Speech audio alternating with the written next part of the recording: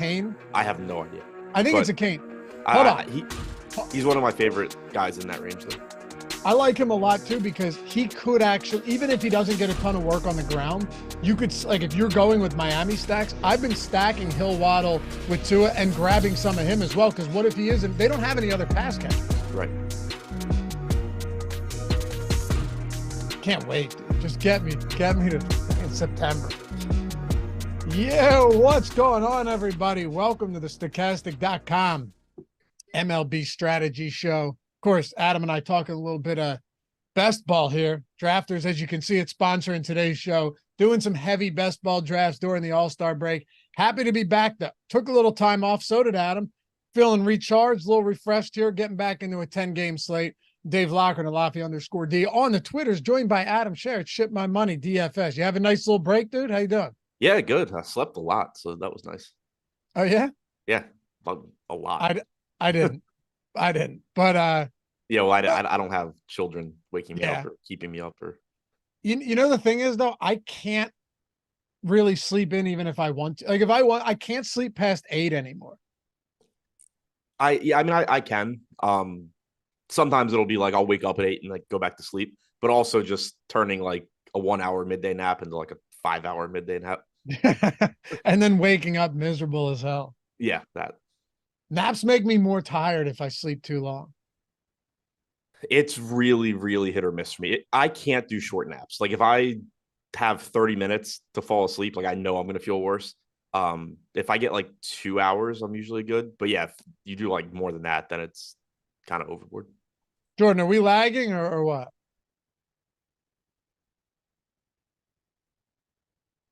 Is it YouTube?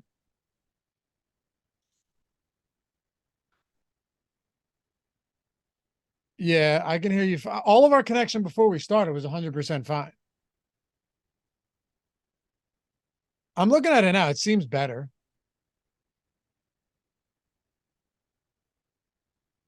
Hopefully it'll figure it. It's got to be a YouTube thing. I don't think it's on our end.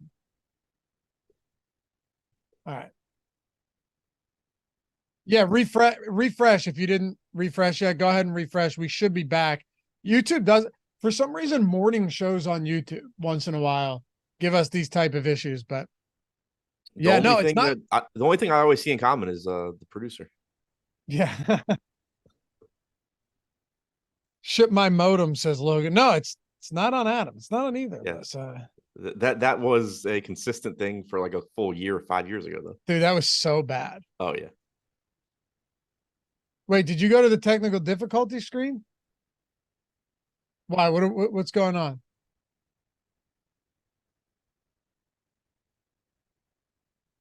Let me say.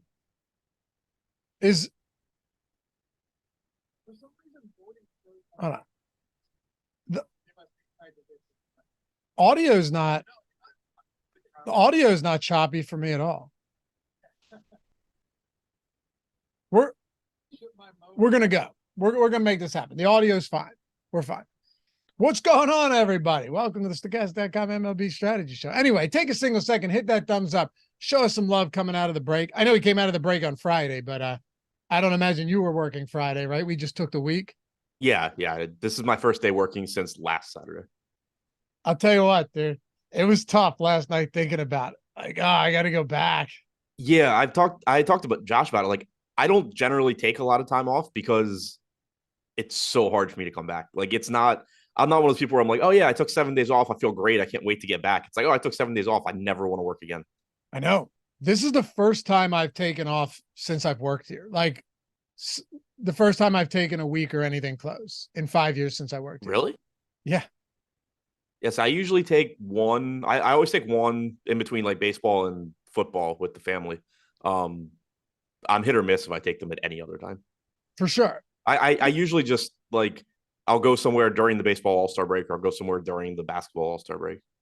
1 week of paternity leave 2 years ago doesn't count, right? Like, that doesn't count. Right. No, that's different. That's just hell. Like, dude, if you ask me, would I rather be working? The answer is a resounding yes. So I don't count that. But anyway, glad you guys are here. Yeah, almost at 30 likes out of the gate. Appreciate you. Hopefully you had a great weekend, a great break, took some time. Dude, I did a ton of best ball drafts. I was loving it. I came down in the base. Down here actually sat on the couch, cranked up the surround sound, watched The Covenant the other night with Jake Gyllenhaal. Pretty sick war movie, Afghanistan war movie. Pretty good. But then yesterday, 2 days ago, sorry, I sat down here, brought the laptop down, just started cranking out drafts while I had Saving Private Ryan on. And I was living the life, man. I mean, that really is the life. Yeah, not bad. Yeah, I got a good amount done too. Not as many as I thought I was going to because I slept a lot, but you really slept a lot. Huh? I slept a lot. So you should feel good. Yeah, except I didn't sleep that well last night. Well, how much of it was like sleeping because you drank the night before? Not that much. I only drank. I went out like 2 nights. Oh, okay. Yeah, I really just didn't do a lot. Like I just chilled. Sometimes that's what you have to do. You know what I mean? For sure. I got stuff done around the house that I needed to do. And I felt like I did. My place is as clean as it's probably been since I moved in because friends from back home came down Friday night and hadn't seen my place. So I was like, I'll try and make it not look too shitty. It's kind of a nice weight off the shoulders too. You get a few things done because like if you and I are doing stuff, our schedules are so weird. It's like you have a show here, then you have to do this, then you have a call here, then you have another show. If you're doing it, you're jamming it into like an hour or so here, and it's stressful. It always surprises me, and somehow I still just don't do it consistently. But like I'll just like pile stuff up on like the island in my kitchen, and I'll just notice that I'm sitting around like feeling stressed, and then eventually I'll like clean off the island, and I feel so much better. It's so weird, man, but it works. Yeah. And then I'll just let it keep happening over and over again. Like I don't know what the problem is. But then the relief is great. Right.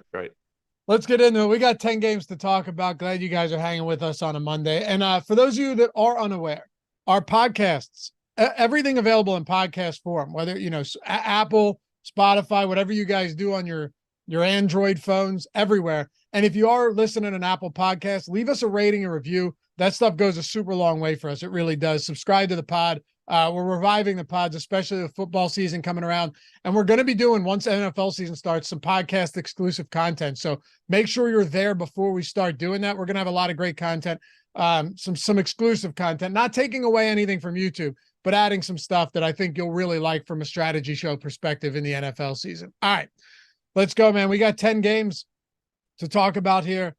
Some decent pitching options that we can get into. One of them, an expensive southpaw coming off the 15-day IL. We'll get into that, but let's start it off with the first game on the docket, Cleveland and Pittsburgh. Xavier Curry, that's a wild way to spell a name, dude. What? Curry, Xavier Curry? Oh, yeah.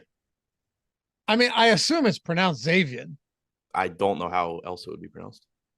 Zigzag, Xavier. Xavier? Xavier. Yeah, I don't know. I haven't had as much trouble with this one as Montrezl Harrell. Just throw the L on the end.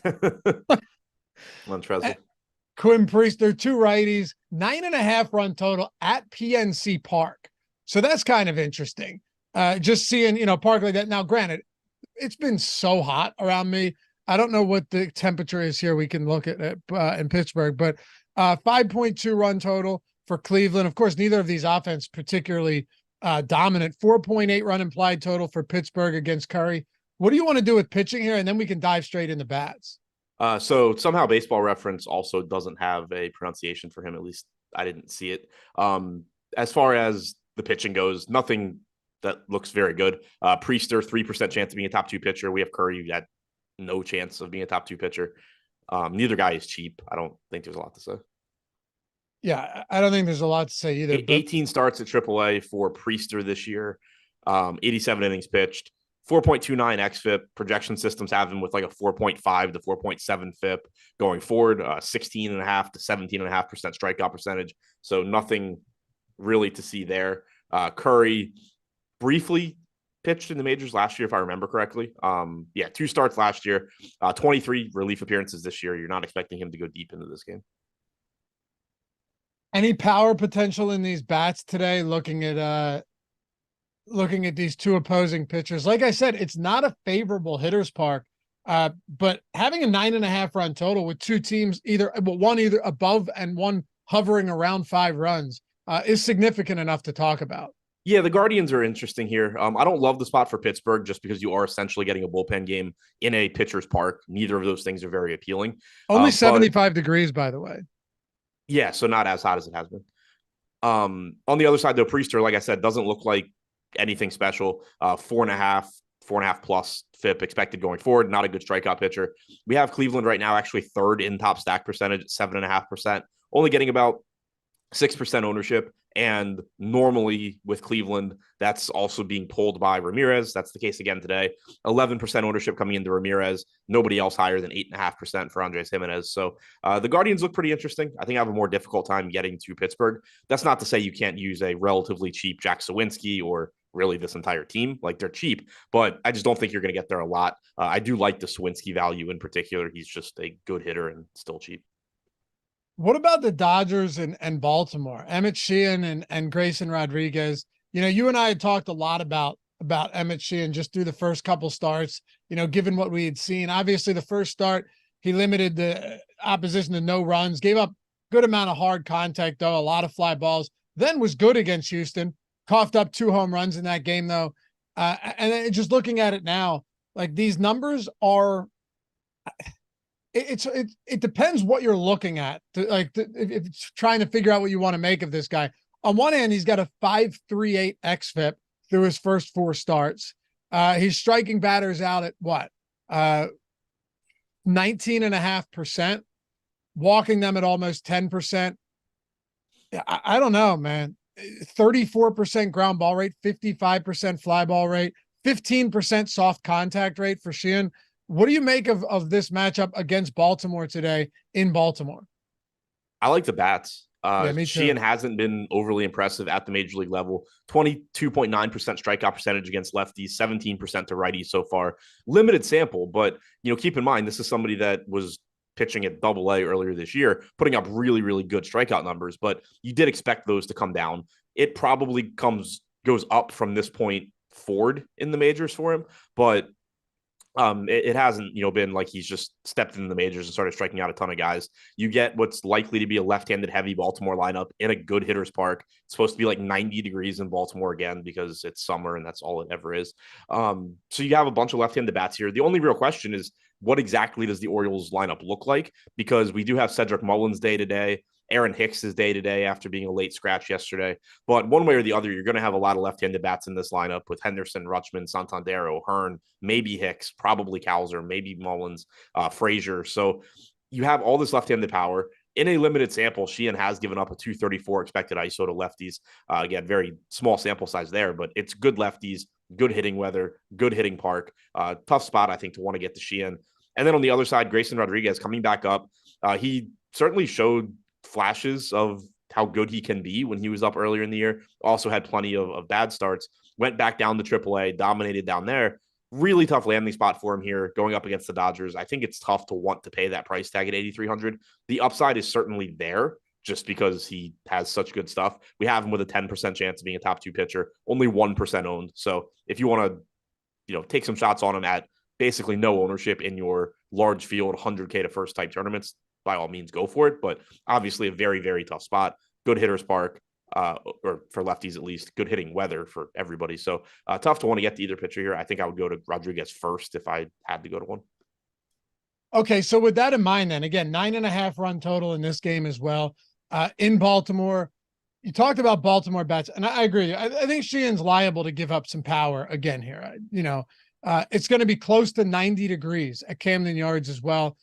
Do you like these Dodger bats against the right-handed Rodriguez on top of this? Because it feels like both sides.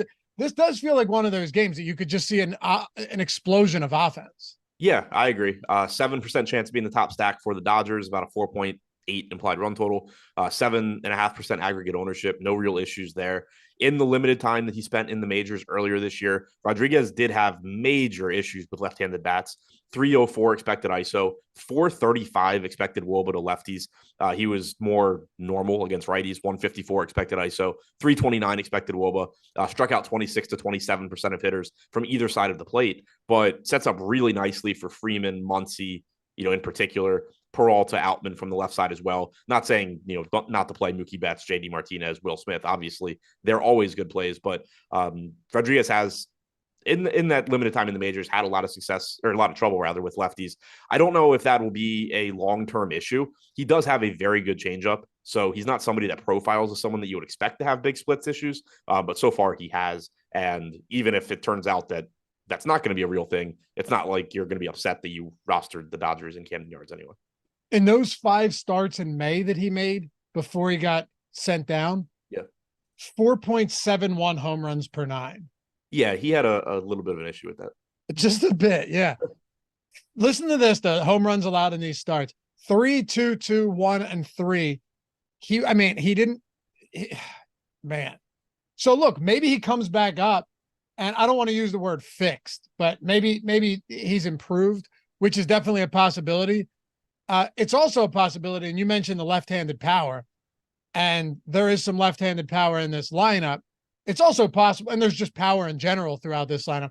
It's also possible that he just gets annihilated again. I mean, what really a horrible matchup to have to come back up for against the Dodgers. I'm really surprised they brought him back for this series and not the Miami series. Yeah, why exactly? Like, especially from, how like cerebral these pitchers are, and you know how easy it is to get in your head.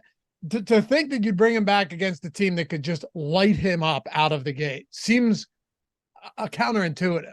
Yeah, I'm surprised. Like, I knew they were going to bring him back up soon. They had sent him down, told him to work on his command, and he just dominated at AAA.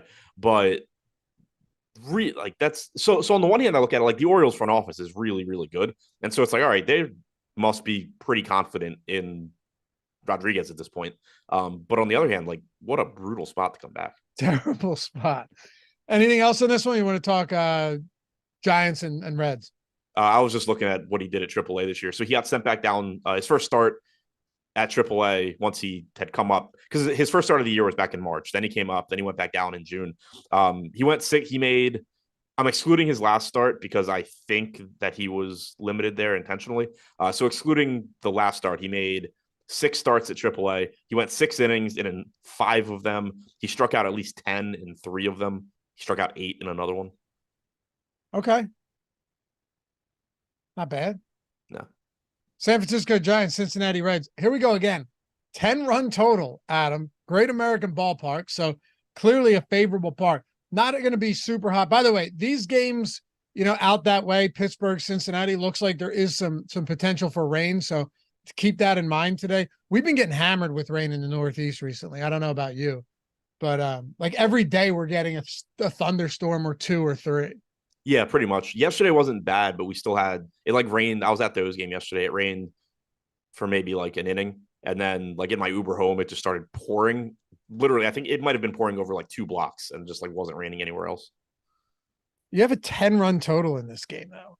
So, I mean, that's worth looking into here. You've got Cincinnati with a 4.6 run implied total against Logan Webb. And then the Giants, 5.8 run implied total at a great, super hitter-friendly ballpark. Highest implied total on the slate. Highest top stack score or top stack probability in our top stack tool at 11.4%. That's 3+% higher than any other team. And still slight positive leverage on this San Francisco stack today. Yeah, they look really good. I guess I'll start with the one thing I don't like, and it gets mentioned every time, but you have the Giants against a left-handed starter. You're probably going to get a couple of guys being pinch hit for as soon as Williamson leaves the game. Yeah. Unless the Giants just throw, 10 runs on the board in the first 2 innings, and there's no reason to pinch hit. But if this game is competitive middle innings, once it gets to the bullpen, you're probably going to get Austin Slater pinch hit for. You'll probably get Matos pinch hit for.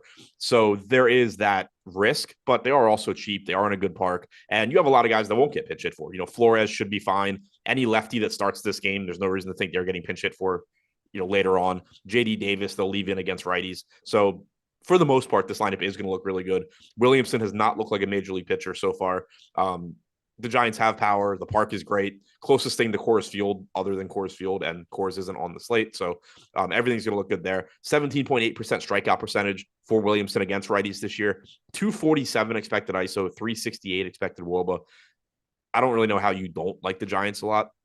On the other side, it's a really tough matchup. Logan Webb's just a good pitcher, 60% ground ball percentage so far this year. So that helps to mitigate some of the issues with pitching in Cincinnati, striking out around 26% of hitters, but still a 4.5 implied run total, still a really good hitter's park. Plenty of talent in this lineup. They are still relatively expensive. You have De La Cruz over 6K. You have McLean over 5K. Steer over 5K. And then everybody 1 through 7 in the projected lineup is at least 4,200. You do get some salary relief at the bottom. They did bring up Christian Encarnacion Strand, so that's a 2K bat that you can use to offset some salary if you need to. But much more difficult matchup for the Reds than the Giants, but don't totally write them off just because this park is still the best hitter's park, not named Coors Field. Yeah, as far as top stacks go, Cincinnati 3.7%. But not getting really much ownership at all. Also, it's not a stack that's going to provide a lot of value either. I think that's probably where the tough part comes into play, right? Where you go, all right, it's not the greatest matchup, but they're also not that cheap. Yeah, the one, and I sort of mentioned it, but I'll reiterate it. Encarnacion does have a lot of power. Like, he should not be $2,000. They do it again on DraftKings. They never fail. Right. He at AAA this year, 306 ISO. Steamer rest of season in the majors projects a 218 ISO, 110 WRC plus. The guy can hit 70 grade raw power, 50, 60 grade game power on Fangraphs. He's third base only on DraftKings, but Spencer, the other guys that are listed at third base have MPE. De La Cruz, third base shortstop, Steer, third base outfield. So they are nice in that they have a lot of MPE, and then you do have this 2K power bat that you can use to offset some of those other prices. Man, that De La Cruz price point is crazy. It is 6,300. I mean, he's fantastic, but yeah, I mean, the upside is just phenomenal because he steals bases too. He steals home. Yeah, steals all the bases. It's a fun player, man. Really fun player. League needs that stuff. All right, let's talk about Miami and St. Louis. Jesus Luzardo, Miles Mikolas. Miami slight favorites on the road. 8.5 run total here. There's a lot of reasonably. The only low total on this entire slate, the only thing lower than 8.5 is Minnesota and Seattle, Logan Gilbert and Sonny Gray. We'll get to that one later, but a lot of pretty significant totals. This one, no different. Of course, it is certainly different than the first three we talked about, but maybe there's something to target here. You tell me. Luzardo getting 11.5% ownership in our top pitchers tool right now. 14.4% top 2 probability, though. That's not bad at all. And then on the other side, Miles Mikolas just getting no ownership at all. Slight positive leverage there, but he's still, 7,500. You're not getting a massive discount. Miami doesn't strike out at a super high clip. What do you want to do with pitching for this one? Yeah, so I wanted to quickly go back. I forgot to mention it, but Logan Webb is expensive, but he is second in the top pitchers tool with a 16% chance of being a top 2 scoring pitcher. There's not a lot of great pitching on this slate. There's not a lot of safe pitching. So Webb is certainly viable despite the massive downgrade in park for him. As far as this game goes, I'm surprised Luzardo is not getting a little bit more ownership. It's not an ideal matchup against the Cardinals. They have a lot of good right-handed hitters. They're pretty tough to strike out. But for example, right now we have Webb at 18% against the Reds with 4.5, 4.6 implied run total, 4.2 to 4.3 for the Cardinals. Luzardo actually has the highest strikeout percentage on the slate this year at 29%. 3.45 xFIP is good. So I do think, I agree that you're going to see more ownership going to Webb. He's just projected higher by anywhere that I've looked, but they're pretty similar. And on a slate where you don't have a lot of good, pitchers parks, you have a lot of good hitting weather, you don't have a ton of great pitching. Luzardo only pulling 12% ownership is kind of interesting to me. Mikolas on the other side at 7,500. If you get there, fine. But there's other mid-range pitchers that are going to look better. All right. What about bats here? Not a ton of interest for me. It is supposed to be like 85 degrees in St. Louis, which is nice. We have the Cards coming in 4th from the bottom in top stack percentage. Miami, middle of the pack. I don't hate taking hitters against Mikolas. He doesn't miss a lot of bats. So you do get just upside from balls in play. 175 expected ISO to lefties, 166 to righties. Still no Chisholm, briefly came back, and now he's out again. Arise is a really good hitter. Doesn't necessarily translate to being a great DFS hitter for 5K. You've got a bunch of power from Soler. I do like him just because Michaelis doesn't miss bats, but you're paying for that power as well. Jesus Sanchez at 2,900 is probably my favorite play from Miami. On the other side, you're going to have the platoon advantage for most of the Cardinals lineup. 192 expected ISO allowed to righties this year from Luzardo, 28% strikeout percentage. So he's still been very good overall against righties, but he does give up some power there. If you're getting to, any of these right-handed power bats in tournaments, I think that's fine, but I wouldn't call either offensive priority. 4 down, 6 to go here. We'll talk Tampa and Texas. Before we do that, I mentioned, before, actually, you and I were hot on the mics before the show started talking about best ball. There's DraftKings, there's Underdog, there's all these places to play best ball. You're probably already there and you've probably taken advantage of the sign-up bonuses. Why not take advantage of a bonus that's going to get you $100 to enter into contests? Over at Drafters right now, you can see it right there, right on the screen. There we go. Right now, $100 first match deposit bonus, up 100% up to $100. And, a lot of people, I think, consider something like this and they're like, yeah, well, I'm already here and I like doing my drafts here. Why not reallocate $100 elsewhere? So then you have $200. Like, okay, $100 on DraftKings is $100 no matter what you do with it. $100 on Underdog is $100 no matter what you do with it.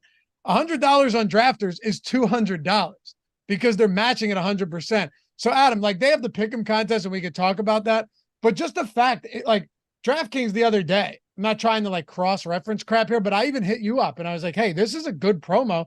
Enter three best ball contests at $10 each, and you're getting $10 for every one you enter. So I just got 3 of them for free, ended up entering 6. $20 to enter their $2 million best ball contest on Drafters. You have 5 entries at $100. You go over there, now you have 10 entries that you just doubled your entries and your opportunity, your chances to win. Yeah, and it's not like you're talking small prize pools or anything. It's a good large field tournament. It's a 300,000 up top. Yeah, it's a different format. You don't have the playoffs at the end of the season, which I like. There's excitement when you have the different, 15, 16, 17 tournaments, but I like being able to draft a good team and then like not get screwed because something weird happens in week 16 or whatever. So it's a really fun format. It's different. I think you sort of see people make mistakes there too, because so much industry content is geared towards the playoff formats, which doesn't exist here. So I think it's fun. I think it's a good product. I'm playing it. Yeah. And if nothing else, you're literally getting $100 for free when you drop $100 into it. Like you just turn 5 entries into 10. They also have the pick'em too, though. It's a brand new format. This is the crazy thing too, up to 100x your entry. You're just taking over-unders on player stats. And might I add that they've already got some NFL stuff up there. I'm looking at it right now, dude. If you're not excited for this, I don't know. You don't have a pulse. But MLB, NFL, all these sports with the pick'em contest, you can play up to 8 legs to 100x your entry. Take advantage of the promo. Anywhere you get promo opportunities, do it because it's free money in your pocket. You could have money wasting away on other sites, on other books, wherever it is you're playing. Put it into somewhere that they're going to double it for you. And then figure out what the hell you're going to do after that. Anyway, link's in the description. Link is in chat if you're not on Drafters yet. Get over there, start getting some drafts and start doing some pick'em contests and double your entry up to $100, 100% matched. All right, let's get to Tampa and Texas here. So this is kind of an interesting one. I've been wanting to hear where you stand on this one because you've got a situation where Shane McClanahan's coming off of the IL. He would have had a much easier matchup had there not been, weather issues last time. Now you've got to go up coming off the IL against the Texas Rangers. Guy's clearly a stud, but he's very expensive and he's been down for 2+ weeks now. Do you get to him at almost 12K and how much if you do? I think it's a pretty tough sell. I don't expect the Rays to be,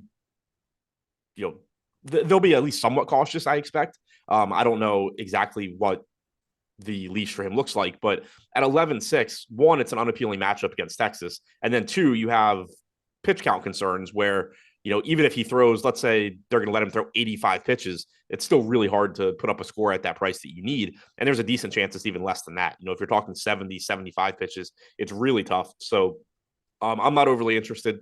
We have him tied with Webb for the second highest top 2 pitcher percentage. I don't know if that maybe comes down or not, but either way, I have a really hard time getting to him because 1, the matchup sucks, and 2, it's just, what does the ceiling look like, assuming he's going to be limited here? Yeah, and to your point, this is also a guy that in 17 starts before hitting the IL had thrown 100+ pitches once. It's not like this Tampa rotation has the longest leash to begin with. Right. Also a really good point. Like right now, and again, I think this probably changes during the day, but like right now you have 8% ownership going to McClanahan at 11.6. You have 13% going to Luzardo at 10.2. I don't know why I wouldn't just be playing Luzardo every time. Right. On the other side of this one, I mean, I don't know how much time we need to spend here, but Dane Dunning going for Texas. Is this a spot where at 3% ownership you want to get over the field because he's discounted, or do we just stay away from him against this Texas offense or Tampa offense? Yeah, I think it's a pretty tough sell. If you're going there, it's strictly for the price. But even just like quickly looking at the top pitchers tool, there are pitchers ahead of him in top 2 pitcher percentage in the same price range. Not necessarily guys that you want a lot of either, but Blackburn at 6,600 is ahead of him.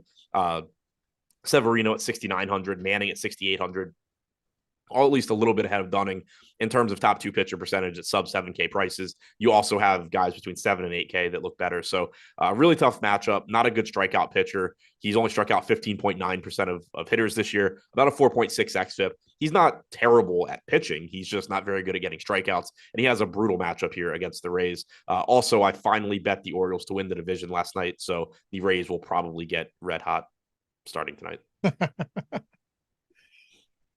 Well, from a bats perspective, like, all right, so McClanahan, sure, we're not likely getting to a lot of him. Price point, pitching concerns, all of that an issue. Texas does have a 4.5 run implied total here. I get that. It's in Texas, all of that stuff. But on the other side, Tampa 4.9 run implied total. Just looking at the top stacks tool right now, we have Tampa with the 5th highest top stack probability, pretty much tied with the Dodgers, or a little bit below the Dodgers. And then on the other side, Texas 4% top stack probability, expensive offense. Is there much we can do with bats here? And if so, is it mostly going to be going to the Tampa side? Yeah, I think it's mostly the Tampa side. It's tough to pay these Texas prices against a good pitcher in McClanahan. I think if you're going, there's 2 arguments you would make for the Rangers. One is simply they're a really good offense and they're not getting any ownership. The other is there is always that added volatility when you get a pitcher coming back from the injured list. Like who knows exactly how he's going to look. But really tough to pay these prices against Shane McClanahan when you have Semien and Seager north of 6K, Garcia 5,800. The other side looks better. Still only a 4.3 implied run total for Tampa Bay against Dunning, but you have a very good offense. You have a pitcher that doesn't miss a lot of bats. Only a 123 expected ISO allowed the lefties this year. Righties have more expected power against him at a 189 expected ISO. But 2 really high upside offenses, 2 pitchers that are both decent at preventing power. Dunning, though, certainly the worst pitcher overall. You want to talk Washington and the Cubs then? Yeah, I was getting distracted by this Mike Trout conversation, which is absurd. Yeah, well, Josh already chimed in. Yeah. Washington Nationals, Chicago Cubs, 8.5 run total at Wrigley. Mackenzie Gore, Drew Smiley. So 2 lefties on the mound today. Looking like right now, wind, not really an issue. 74 degrees and sunny. So nothing much to point out there. But I guess the first question would be, are there spots with Smiley getting 7% ownership right now? Mackenzie Gore getting 18% ownership, sub 8K price point. What do you make of a guy like Mackenzie Gore, who we know can go out there and get blown up, but we also know that he does have decent strikeout stuff on the season. I should say better than decent. 28% K rate on the season, 3.75 xFIP too. So there are some definite bright spots in a guy like Mackenzie Gore. Yeah, I like Gore quite a bit here. The Cubs have a 4.6 implied run total, which to me is just a little bit surprising. Gore's been legitimately good this year. It's not just that he strikes out a lot of guys. 27.8% strikeout percentage, but also a 3.75 xFIP. His 10% walk percentage is higher than you would like. 1.4 home runs per nine, also higher than you would like. So he does give up some power. 180 expected ISO to righties, 215 to lefties this year. But the strikeout stuff's really good. Second highest strikeout percentage on the slate behind Luzardo. He's affordably priced at 7,900. He's only getting 18% ownership. I like Mackenzie Gore quite a bit here. You like the other side of this one and Drew Smyly against Washington? It looks okay. 7,700, getting 7% ownership, 9% chance of being a top two pitcher. I've said it a million times. He's probably my least, the guy that I like, the pitcher I like talking about the least, because I have nothing at all to say about him that's interesting. Like, he's just average at everything. 19.5% strikeout percentage, 4.92 xFIP is higher than normal. But, generally he's a little bit lower than that. 1.4 home runs per nine, does give up some power. If you look from the right side, 157 expected ISO, 204 actual ISO. So he's gotten pretty unlucky there. Same goes with left-handed hitters, 208 actual ISO, 148 expected. So from an actual power allowed standpoint, it seems like he's worse than he is. He's just kind of a completely neutral pitcher. There are better strikeout pitchers in his price range, but also a 3.9 implied run total for the Nats. If you want to get away from Gore or Pivetta in this price range because of ownership, Smiley's fine. Yeah. What about bats on the other side? Both teams, going up against lefties, just looking at power from both of these sides. I mean, the Cubs against left-handed pitching this year, 175 ISO on the active roster. That's 10th in the league. Not bad. Washington, unsurprisingly, not going to provide a ton of power, but they're 18th. They're basically middle of the road here. They don't strike out a lot. We know that much. So there are a lot of good bats we're going to talk about. I've mentioned it a million times already. There's some really high total games on a 10-game slate. Are either of these teams, and Chicago's striking out at almost 25% against lefties this season. So Washington definitely has the advantage there slightly to put balls in play. But are there any sides that we look at and go, you know what? I like these individual bats a lot today, or I like this stack at low ownership. Yeah, so I wouldn't say I like either one a lot, but there is certainly upside for both sides. We just talked about it with Smiley. His expected power numbers this year aren't bad, but he has had issues so far. Lane Thomas in particular looks good at 4,800. The rest of the Nats appeal is pretty much just that they're really cheap. On the Cubs side, though, you do have that 4.6 implied run total. So while Gore is good at getting strikeouts and he is a solid pitching option at $7,900, he has also allowed a 180 expected ISO to righties and 215 to lefties. You're going to have a predominantly right-handed lineup. Bellinger's probably the only lefty in there, but like I said, Gore is giving up power to lefties too, so I wouldn't just skip Bellinger in stacks. But Horner, Suzuki, Happ at the top of the order. Cheap Yan Gomes is a catcher option. Mancini's probably in there for cheap. Morel has MPE and power upside. There's a lot of power on the Cubs, and it is a pitcher that has had home run issues. So I do prefer the Cubs side to the Nats side. Okay. Well, then let's talk about this Detroit and KC game. Matt Manning, Jordan Lyles. Looking at the top pitchers tool, Matt Manning, 2% ownership. Jordan Lyles, 2% ownership. Both of these guys, very low top two probability. By the way, all of our tools 50% off for the first week or month. If you wanted to do just baseball, go for it. If you were like, hey, I'm trying to get into more than just that in the summer months, especially to get through this until we get to football, you're talking PGA, MMA, MLB. You just had all of that tennis. You have soccer, NASCAR. Big NASCAR contest every day. We got all of the tools, like all top pitchers tool, top hitters tool, top stacks tool, top drivers tool, top fighters, top golfer, like all of these tools, ownership, projections for everything across the board. You get the Fantasy Cruncher add-on, you got the MLB lineup generator, the PGA lineup generator. I could go on forever, but we don't have enough time in this show to do so.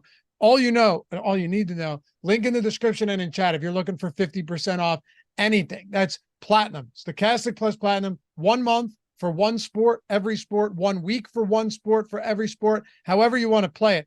Don't just go over to stochastic.com and sign up if you're going to do it. Use the link in order to get 50% off. Don't do yourself a disservice there. But yeah, you hear the tools we reference in all of our shows for all the sports. You want to get into that. You want to get the Fantasy Cruncher add-on as well and start really building some good plus EV lineups. You got 50% off everything. But yeah, just looking at this, man, neither team in the top pitchers tool or neither pitcher, I should say, profiles even remotely well, despite being cheap. Yeah, they're cheap. They have good matchups, but outside of just punting a pitcher spot, it's pretty tough to make a case for either one. Lyles 5,600 is cheaper. Like, again, it's cheaper than starting pitchers should be, so he's underpriced in that sense, but he's also extremely bad. 16.7% strikeout percentage, 1.86 home runs allowed per 9 innings this year, 5.37 xFIP. The Tigers' offense isn't good either, but they are getting they're healthier than they had been. They have Riley Green back. The middle of this order really, it's not good, but it's not horrible. They do have a 5-run implied total. So, if you get to Lyles, it's just in very specific lineups where you, for whatever reason, need that savings. Same goes for Manning. I guess his last start was the combined no-hitter against Toronto, but still overall this year, 17% strikeout percentage, 5.84 xFIP is actually the highest of any pitcher starting today, 1.2 home runs per 9. I assume I will be getting the KC because I get to KC against everybody, much less Matt Manning, but 222 expected ISO allowed to lefties, 164 to righties for Manning. Lyles allowing a 222 expected ISO to lefties, 216 to righties. So again, I think the Detroit side looks a little bit better, but to me, this is a game for offenses. Man, we've got Detroit with the second highest top stack probability on the slate. Jordan Lyles does that. 1.86 home runs per 9, a lot of power. 32% ground ball rate. So the guy's not even at least if you're going to strike guys out at 16%, at least keep the ball on the ground. And he hasn't even done that much. 8% swinging strike rate. These are pretty rough numbers across the board. Yeah, look, Detroit's not the most impressive team, and we don't talk about them all that often, but you're right. It's not the worst offense you're going to come across, and it's a really good matchup. How many lefties do you think we'll see in this lineup today? Probably like 5. Yeah, probably 5. One other thing to mention as far as stacks go, Salvador Perez left yesterday's game early, so decent chance he doesn't play today, which does weaken KC quite a bit. All right. Chris said, Adam, can you please start doing the rankings at the end of the breakdowns like you used to with the other host? It helps a lot. What are you ranking? Like your top players from each team? I assume he means top stacks, top pitchers. I think you normally ask. Oh, I do it. Yeah, I do it at the end of every show. Yeah. I'm not going to do it for every game. No, it doesn't make any sense. But at the end of every show, absolutely, we'll do that. We do it every time at the end of every show. Let's talk about the Yankees and the Angels here. So Luis Severino, Griffin Canning, 9-run total. Angels favorite at home here slightly in this game. Luis Severino has been, kind of all over the map. It's hard to know what to make of him. Not exactly the best matchup. 3% ownership. He does have some positive leverage, 8% top 2 probability on this one. And then Griffin Canning, 17% ownership. If you're looking at ownership among pitchers on a 2-pitcher site like DraftKings, Griffin Canning is essentially tied with Mackenzie Gore for the 5th highest owned pitcher right now on the slate. Yeah, and I think that makes sense. He's also reasonably priced. He's only $300 more expensive than Gore, 17% owned, 11% chance of being a top 2 scoring pitcher. He does have good enough strikeout stuff, 22.9% K percentage, 4.1 xFIP. He's had power issues this year. The Yankees don't have a ton of that in their lineup. So I do still slightly prefer Gore just because the strikeout percentage is higher and he's a little bit better pitcher overall. But I also understand why Canning's getting ownership here. Just a pitching slate that isn't great, reasonable price tag, good enough strikeout stuff. Debonair said, I ain't the best at math, but there's 211 watching and only 63 thumbs up. Ear hustlers, smash that like button, please. Yeah, appreciate you, man. Take a second, hit that thumbs up. If you're out there, you're listening, just look, here to remind you. You maybe had a long weekend. That's okay. Just a subtle reminder that it goes a long way. You hit that thumbs up and we go on about our business here. Subscribe to the channel as well. Hopefully soon we'll be at 100K. We'll hit that. There's no DFS channel out there with 100K yet. I don't believe so. We could be the first to do that thanks to you guys. But yeah, take a second. Atone for your sins here on a Monday morning strategy show. Hit that thumbs up. Help us appease the YouTube overlords. You know how the drill goes. All right. So do you want to get into any other pitching for this one between Severino or Canning, or should we talk bats a little bit here?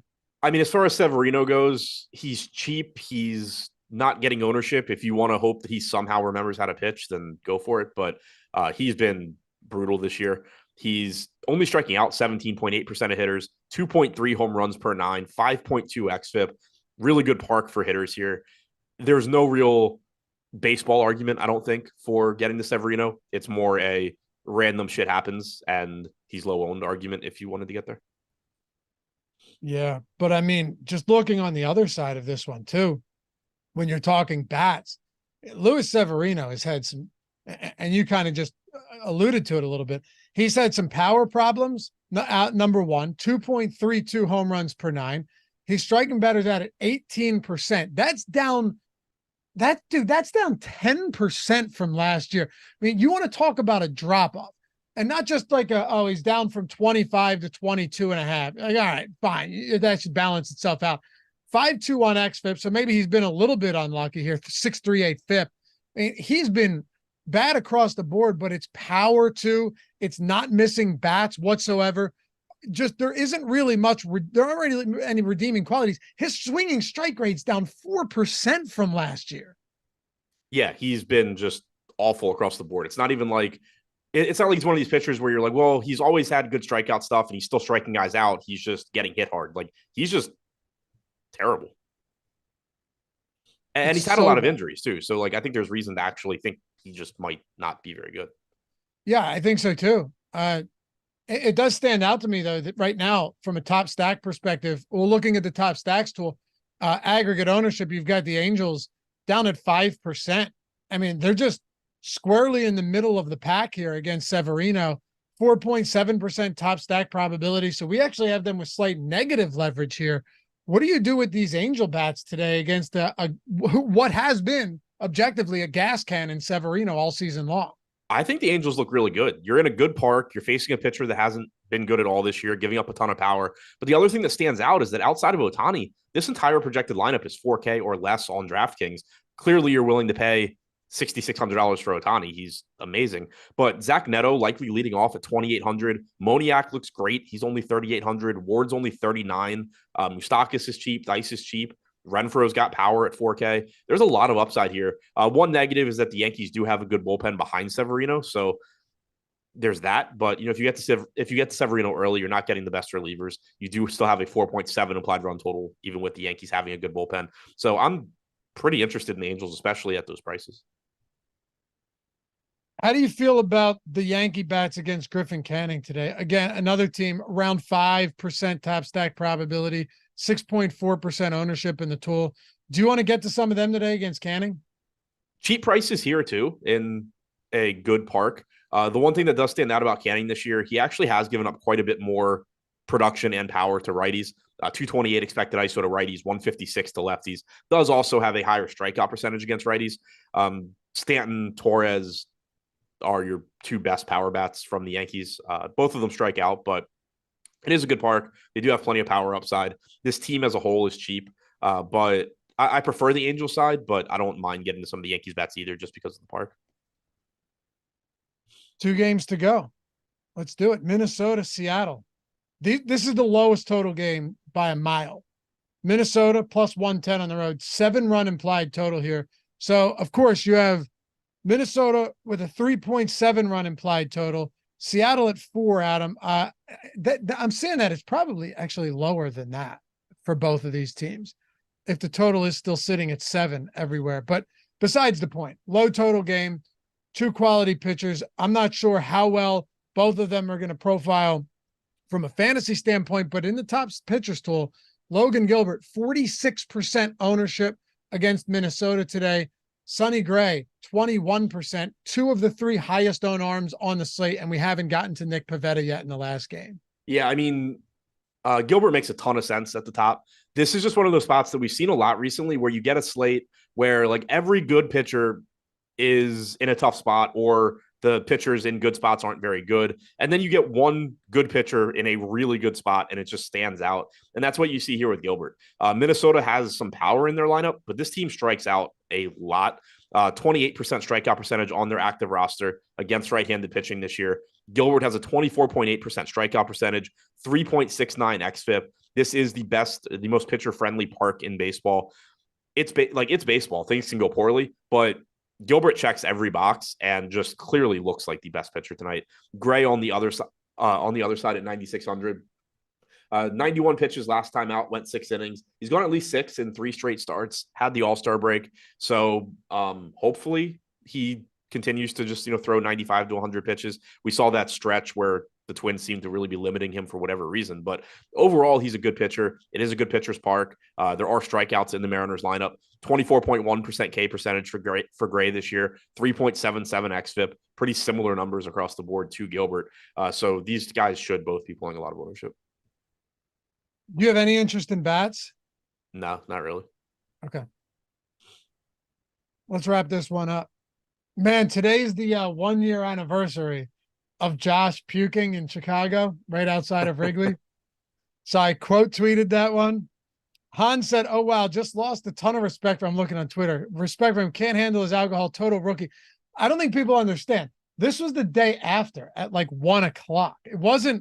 This was not the day of. This was the day after. And sometimes you just have to purge the demon. You know what I mean? You have to get it out. That's what it was. So that would have been the Sunday. So that was after our first day. So you came that night. Okay, so you're right. Yeah. So that was the afternoon, and then I got there at night. Yeah, you missed the first night. Yes, I did. And yeah, we went hard. Very hard. And Josh the next day, like I went down to get breakfast at 8:30 or something, and I hit him up. He's like, "Dude, I'm not ready." And we go, we're in the Uber driving to Wrigley, and the whole way you could he wanted to die. So he drinks a green Gatorade, whatever it was. That's why the liquid, that's being expelled is green. But man, what a wild day that was. Yeah. 1 year again today. Fun trip though. But no, it always made me laugh. People are like, what a lightweight. They thought he was puking at like 1 p.m. Right. Like he had just started. Yeah. Right. No, that was like 18 hours after. But then he was fine afterwards. It's just funny how that works. Yeah. So he was perfectly fine, I think, by the time that I met up with you guys. Yeah. He was fine. You ready to wrap this one up? Yep. Boston and Oakland. We didn't have odds earlier. We do now. Boston minus 155. Money line against Oakland, 8.5 run total here. So, all right, you've got Nick Pivetta, 28% owned against Oakland. He's $7,300. This is probably a spot that we're going to need to spend some time on just because, look, is Nick Pivetta an outright stud? No, but he does have some strikeout stuff at least, especially against this, putrid Oakland team. Are you on board with this ownership right now coming in at him? Second highest owned pitcher on the slate for a guy that's got a 27% K rate this season, but also has some clear warts. Yeah, I think it's fine just given the matchup and the park. You mentioned the strikeout stuff is there. He's not a great pitcher, but it is a good matchup. It is a good park. And this is just a slate where most of the good pitching doesn't have great matchups. So that combined with Pivetta's salary just makes him easy to get to. 30% ownership, 14% chance of being a top 2 pitcher, but also about a 19% chance of being a top 2 value. I don't have any problems with him at this price tag. If you wanted to argue that he's going over-owned relative to somebody like Mackenzie Gore, I wouldn't really dispute that, but you're also not building lineups just trying to get the most under-owned players everywhere. So Pivetta is just going to be a guy where as long as you're different with your other pitcher or your stacks or both, he's just going to be the guy you go to because he projects the best in that range. Yeah. At this point, it's just that price point, that salary at 7,300. It also kind of makes it tough to get to any, like we talk about a lot of other mid-range guys that are at similar price points. They may seem discounted on other slates, but like you had mentioned Smiley compared to a Nick Pivetta or some of these other guys, it does, even if Pivetta is not the greatest arm at that price, it makes it difficult to get to some of those other mid-range guys, given that his price is low 7K against Oakland in a pitcher-friendly park. Yeah, exactly. And the one thing that's nice is so like he has 22 appearances this year, 8 have been starts. In those starts, he has the 27% strikeout percentage. You do have Mackenzie Gore in the same price range with an even higher strikeout percentage. So that part is kind of interesting. Also, on the other side of this game, not a good matchup, but Paul Blackburn has a 24% strikeout percentage at a cheaper price tag than Pivetta. So the slate is kind of interesting just in that there are pitchers priced around Pivetta that have very good strikeout stuff as well. If you didn't have those guys, if this range on this slate was just Miles Michaelis type guys and then Nick Pivetta, Pivetta would stand out even more. But at least you do have good strikeout guys here that you can get to. But either way, everything factored in, from a projection standpoint, park, strikeout ability, matchup, all of that. Pivetta just looks like the guy here. Someone asked, I think it was Steven asked, is he stretched out? 76. Or no, he said he maybe goes 5 innings. Ken said, is he stretched? He threw 76 pitches his last time out. I don't know. You would think that, like, I don't expect him to throw 100 here, but no. But I mean, yeah, he went 5 innings, 76 pitches last time out. The Red Sox rotation needs him to be a starter at this point. I expect him to be treated like a starter. Yeah. S&P said Alex Cora did say Pivetta isn't a starter, even though they view him as part of the rotation, which likely portends that there's an opener. Yeah, I mean, maybe. I don't know. We don't have anything yet. We know that, like, odds just came up on this game like 20 minutes ago. And maybe there's an opener. It's possible. I would feel more. I will say this much. If it does turn out that he is in fact the actual starter and not the bulk reliever or the long reliever, I would feel a little bit better about that. Yeah, for sure. I was treating it as if he's going to be a starter right now because that's the expectation right now. If he is the long guy, he still looks good, but you do, knock a little bit off the innings projection. Yeah. Because if he's starting and he's cruising, I don't see any reason why you'd pull him after 5 innings. Right, exactly. The problem is, like, if you're behind an opener, then you get to, the 8th, 9th inning and you're just out of the game. Set up guy, close. Exactly. Yeah, right. That's the problem. Yeah. So, like, you do increase the projection if he's starting. Right now he is listed as the expected starter. So that's what every site is going with, I think. But definitely something to keep in mind. Yeah. Any interest in Blackburn? A little bit, just from a tournament standpoint. I think he's going to be tough to get to, especially for people that rely on projections, because he's just one of those guys where he's made substantial improvements this year, but he's never been a strikeout guy in the past. So he just doesn't project that well. There's a chance that a year or two from now, he's just projects as a better pitcher because you've seen it for longer. But he has made some changes this year. He is throwing the sweeper. The strikeout percentage is like 24%. It is a tough matchup for sure against Boston. It is also a good pitcher's park. So I'm not expecting to get a lot of Blackburn, but he's only projected for about 7-8% ownership, 9.5, 10% chance of being a top 2 pitcher, 18% chance of being a top 2 value. So I do think, if you are looking to pivot away from some Pivetta, Blackburn's a guy you could use. How about bats against Blackburn for Boston, or any bats at all for this Oakland team? Of course, pulling up the top stacks tool right now, Oakland, dude, 1.3% top stack probability. At the moment, that is the lowest of any team that we have among the 20.